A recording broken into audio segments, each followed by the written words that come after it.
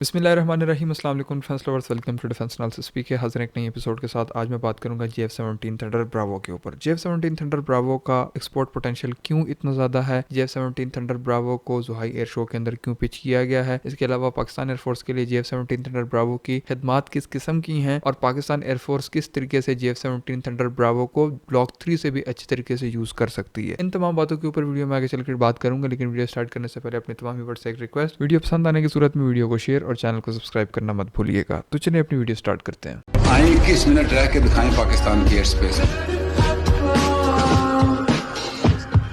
जब आओ ना लड़ना है चलो लड़ते हैं। पाकिस्तान रिटेलिएट करने का सोचेगा नहीं, पाकिस्तान रिटेलिएट करेगा। Why are we not winning in Afghanistan? One word: Pakistan.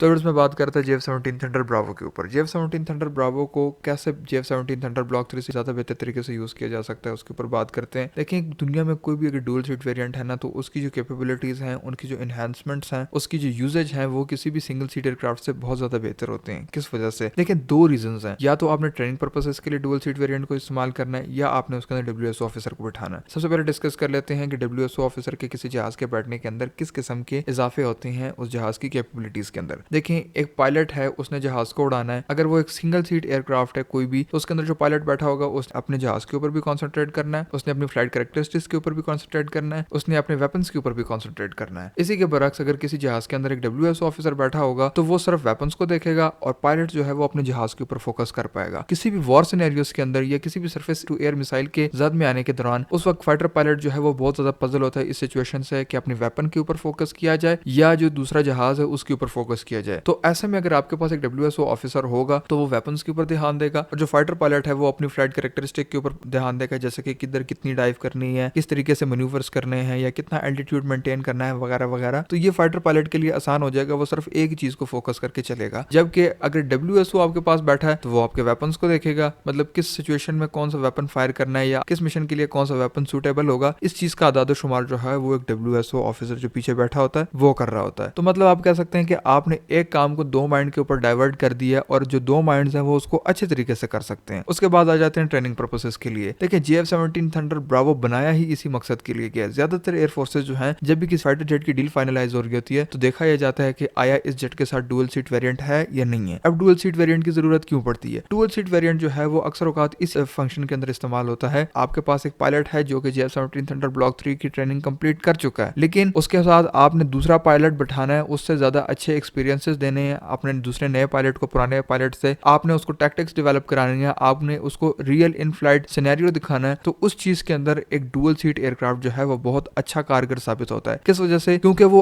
Actual fighter jet के अंदर बैठ के ट्रेनिंग कर रहा होता है। और सारी जो एयर फोर्सेज है वो यही चाहती हैं कि हमारे जो फाइटर पायलट्स हैं उनको फ्लाइंग आवर्स ज्यादा मिले, उनको एक्सपीरियंस ज्यादा मिले, उनको मैन्यूवर्स ज्यादा अच्छे तरीके से समझ आए, उसको फाइटर जेट की ज्यादा अच्छे तरीके से समझ आए और वो एक्चुअल वॉर सिनेरियोस के अंदर टेस्ट कर ले। कोई भी फाइटर पायलट जो है वो अपने फाइटर जेट को देखते हुए अपनी कैपेबिलिटीज को मजीद एक्सप्लोर करे। तो ये जो डुअल सीट वेरिएंट होता है, एक उसका ये काम होता है कि WSO ऑफिसर उसके अंदर आप बिठाएं और दूसरी ट्रेनिंग पर्पसेस के अंदर है, जो कि दोनों मैं एक्सप्लेन कर चुका हूं। व्यूअर्स, अब मैं बात करता कि JF-17 थंडर ब्रावो को क्यों जुहाई एयर शो के अंदर पिच किया गया है। सबसे पहले जुहाई एयर शो को समझ लेते हैं। बेसिकली एयर शो एक ऐसी चीज होती है जिसके अंदर दुनिया भर के एनालिस्ट विजिट करते हैं, दुनिया भर के फॉरेन डेलीगेशंस, इसके अलावा जो है आप कह सकते हैं कि डिफेंस एंथुसियास्ट जो हैं, ये तीनों कम्युनिटीज किसी भी एयर शो का विजिट करती हैं। देखिए, मैं आपको एक छोटी सी मिसाल देता हूँ। एक आपने फर्ज करें आपने कोई गाड़ी खरीदनी है, कोई बाइक खरीदना है, आप क्या करते हैं, कोई भी अपने बजट के अंदर आने वाली 3-4 गाड़ियों को लॉक करते हैं, फिर उसके बाद उनके शोरूम का विजिट करते हैं, एक आप उसमें से फाइनलाइज करते हैं और उसको परचेज कर लेते हैं। ठीक है, इसी तरह से हम आप ये देख सकते हैं कि जो एयर शो है इसकी मानद एक शोरूम की है। इसके अंदर जो है वेपन डिस्प्ले किए जाते हैं, दुनिया भर के फॉरेन डेलीगेशंस आती हैं या एयरफोर्स के डेलीगेशंस आते हैं, एंथुसियास्ट आते हैं, एनालिस्ट आते हैं, वो फिर इस चीजों को देखते हैं, फिर उसके बाद अपने कमेंट्स पास करते हैं। किसी ने अगर खरीदना है तो फिर वो वेपन को एनालाइज करता है, उसको अपने नीड्स के अकॉर्डिंग जज करता है और अगर उनको लगता है कि ये पोटेंशियल है इस फाइटर जेट के अंदर हमारी नीड के अकॉर्डिंग, तो उसके हिसाब से जो है फिर उस कंट्री के साथ नेगोशिएशन की जाती हैं और थोड़ी बहुत बदलाव भी किए जाते हैं। लेकिन JF-17 थंडर ब्रावो को पिच करने का मकसद ये है, देखें JF-17 थंडर एक ऐसी पोटेंट मशीन है जिसका एक्सपोर्ट पोटेंशियल पूरी दुनिया के अंदर पाया जाता है। अगर देखें पाकिस्तान एयरफोर्स इसको बड़े अच्छे नंबर में इस्तेमाल कर रही है और बहुत बड़े नंबर के अंदर इस्तेमाल कर रही है। म्यांमार और नाइजीरिया भी इस्तेमाल कर रही है। इसके अलावा अगर मुमकिन कस्टमर्स की बात की जाए तो मुमकिन कस्टमर्स के अंदर Qatar, Iran, Iraq, Serbia,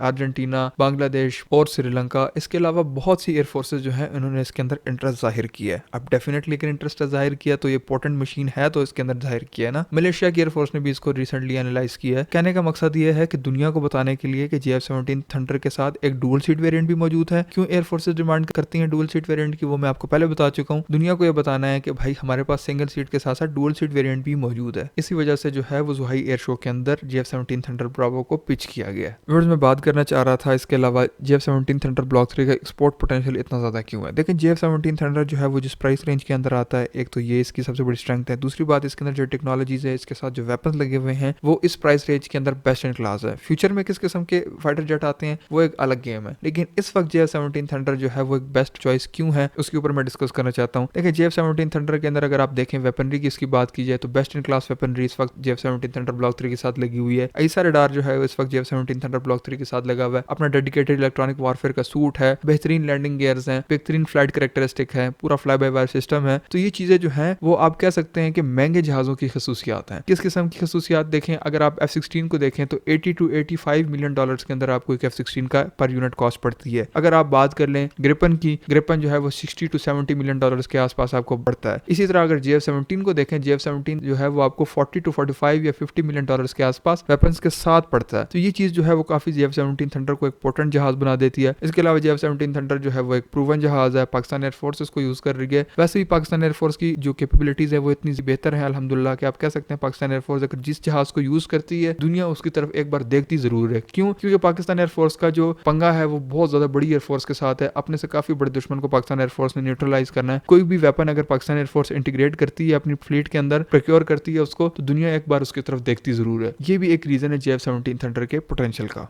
last चीज जिसके ऊपर मैं डिस्कस करना चाहता हूँ कि पाकिस्तान एयरफोर्स को JF-17 थंडर ब्रावो किस तरीके से सर्व करता है। JF-17 थंडर ब्रावो जो है वो अपने लीग का एक बेस्ट जहाज इस वजह से भी है क्योंकि इसने पायलट को ट्रेन करना है और पाकिस्तान एयरफोर्स जो है वो अपने पायलट की ट्रेनिंग के ऊपर बहुत ज्यादा सीरियस रहती है। हमेशा पाकिस्तान एयरफोर्स का ये एक इकदाम रहा है कि पाकिस्तान एयरफोर्स अपने फाइटर जेट्स के जो फाइटर पायलट्स होते हैं उनको ज्यादा से ज्यादा फ्लाइट आवर्स देती है। क्यों? ताकि जो फाइटर पायलट्स हैं वो अच्छे तरीके से अपनी मशीन के साथ फेमिलियराइज हो जाएं। मैं आपको एक छोटी सी मिसाल देता हूँ। आपके पास एक चीज है, आप उसको इस्तेमाल करते हैं, आपको ज्यादा पता होगा, या अगर कोई नया बंदा आके आपकी मशीन को इस्तेमाल करने बैठे तो उसको ज्यादा पता होगा। डेफिनेटली आपको ज्यादा पता होगा, आप अपनी मशीन को इस्तेमाल करते रहे, आपके पास उसको यूज करने का एक्सपीरियंस है। इसी तरह फाइटर जेट को जो है अगर आपने ऑपरेट करना है, किसी भी फाइटर जेट के अंदर के फाइटर पायलट जो बैठता है उसने अगर उसको ऑपरेट करना है, जितना ज्यादा वो उसको यूज करेगा उतने अच्छे तरीके से उसको हैंडल कर पाएगा, ज्यादा उससे ज्यादा फेमिलियराइज होगा। और ये चीज जो है पाकिस्तान एयरफोर्स बड़े अच्छे तरीके से मैनेज करती है। और अगर पाकिस्तान एयरफोर्स ने नए पायलट्स को अच्छे तरीके से ट्रेन करना है, JF-17 थंडर जो हमारी एयरफोर्स का वर्क हॉर्स है उसको अच्छे तरीके से अपने पायलट्स के साथ फेमिलियराइज कराना है, तो ये JF-17 थंडर ब्रावो जो है ये बहुत ज्यादा इंपॉर्टेंट रोल प्ले कर सकता है इस सिनेरियोस के अंदर। तो ये जो है JF-17 थंडर ब्रावो की पाकिस्तान एयरफोर्स के लिए खिदमत है और इस वजह से पाकिस्तान एयरफोर्स ने जो है काफी बड़े नंबर के अंदर JF-17 थंडर ब्रावो को भी इंडक्ट किया है। तो व्यूअर्स, ये थी आज की वीडियो, आज की इन्फॉर्मेशन। होपफुली आपको पसंद आई होगी। वीडियो पसंद आने की सूरत में वीडियो को शेयर, चैनल को सब्सक्राइब और कमेंट सेक्शन में अपनी राय का इजहार करना मत भूलिएगा। वीडियो आखिर तक देखने का बहुत बहुत शुक्रिया। मैं आपसे मिलता हूँ नेक्स्ट वीडियो में, तब तक के लिए अल्लाह हाफिज। पाकिस्तान जिंदाबाद। This is Shah Chapter 1. Have a very happy and rewarding stay in Islamic Republic of Pakistan. Thank you, boys. Good job.